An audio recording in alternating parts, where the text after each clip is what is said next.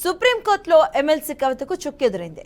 Delhi liquor scam కేసులో arrest అయి జైల్లో ఉన్న కవిత బెయిల్ పిటిషన్పై విచారణను ద్విసభ్య ధర్మాసనం వాయిదా వేసింది. ప్రతివాదుల వాదనలు వినకుండా మధ్యంతర బెయిల్ మంజూరు చేయలేమని ధర్మాసనం వ్యాఖ్యానించింది. ప్రతివాదులైన కేంద్ర దర్యాప్తు సంస్థలు ఈడీ, సిబిఐలకు కౌంటర్ దాఖలు చేయాలంటూ నోటీసులు ఇచ్చింది.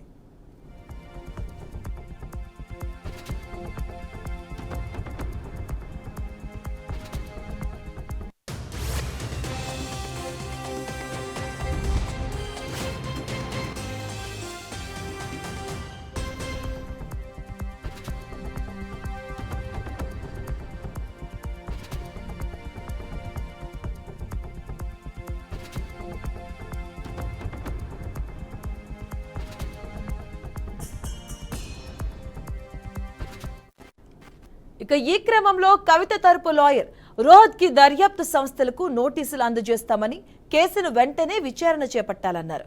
గత 5 నెలలుగా కవిత జైల్లోనే ఉన్నారని కోర్టుకు తెలిపారు.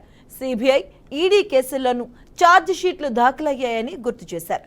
ఇప్పటి వరకు కేసులో 493 మంది సాక్షులను విచారణ జరిగిందని, మహిళగా సెక్షన్ 45 ప్రకారం కవిత మధ్యంతర బెయిల్కు అర్హురాలని వాదనలు వినిపించారు. ఆయన వాదనలను తోసిపుచ్చుతూ ఈ నెల 20న కేసుపై తిరిగి విచారణ చేపడతామని ద్విసభ్య ధర్మాసనం వెల్లడించింది.